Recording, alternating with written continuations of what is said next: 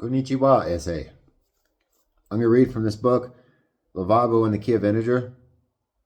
In this book, Mr. Foss is a detective, and he smokes integer. He vapes integer, and his paraphernalia is this thing called a giggly alligator, which is this scary fucking thing. This giggly alligator that he carries is this crazy thing that can, like, when he's questioning people, like, private detectives are super scary people in my book, and he's like a master PI, right? And each detective does their own drug, right? And they put it on their business cards what drugs they use, right? And Mr. Foss's drug is integer, and it's dispensed through a giggly alligator that forms a pink vapor that he sucks on.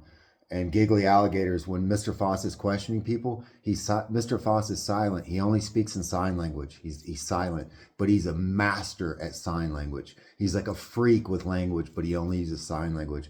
And in this society, private investigators, you're required by law. Everybody can speak in sign language because everybody's paranoid. You know, like in this particular situation. Everybody's paranoid that they're going to be overheard, so you have to learn sign language in school. But there's some guys that are like masters, and detectives are like the highest quality, like they train in like sophistries with all this, right? So when Mr. Foss is interrogating people, questioning people as a PI, if they don't answer his questions, his giggly alligator starts to get annoyed. His paraphernalia starts to get annoyed, and it'll start speeding up the guy's pulse, or like it'll start depressing his breath, or lowering or raising his blood pressure, right? That's what his giggly alligator does, his paraphernalia, right? So I'll read a little bit just for some of the pros, give you an idea what I'm dealing with. From out of the kitchen I walk with my supper in my hands, and I place it on the floor next to the giggly alligator, which, primed and ready, having steadied itself in the medium in which it achieves one moment to the next, a funk equilibrium like a radium stain on the brain, leaks now its pink effluvium, the cotton candy demise of an air freak and entwined, my eyes swimming deliciously in the high reprisal of the air, the invalid air that couches my stare in mysteries of antiquities, making felicities of the inner intensities in me.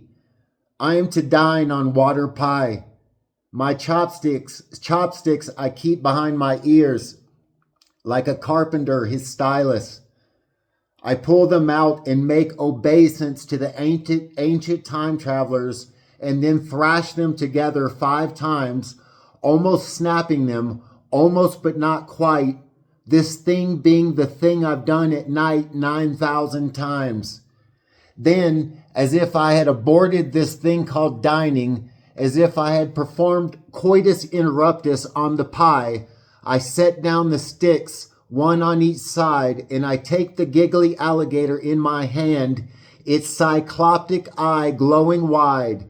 Fry my mind, I say to the paraphernalia, hoping it will ape me, hoping it will entice me in the direction of certain savage climes, the paling of my ailing brain crepuscular in its thwarted abscission of the real, the reeling real, the mendacity of the audacity of its solitary eye of bright pink light probing, of bright pink light feeling with tentacles invisible, risible with primordial forms of giggling, the good silent kind, this thing which helps me unwind at night, my narcotic integer, and my favorite dinner, water pie.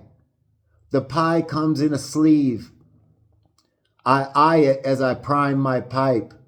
The giggly alligator is making succotash inside. I like this kind of guy. His mind is already high, and now in recompense, because I insist and because I persist in this thing called ring-a-ling-a-dinging of thought unfettered and with snapped manacles tossed into the void, it bequeaths this thing to me that speaks to me, integer specifically, the clean feeling of being on the very precipice, my paraphernalia groaning, my paraphernalia singing, beeping to me. A thumb on a button started the world, I think. I sink into that for a moment.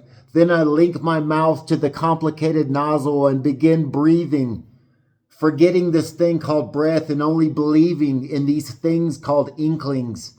The equilibrium point on which my eyes rest, a light outside the window winking at me. You get the idea. It's one solid column.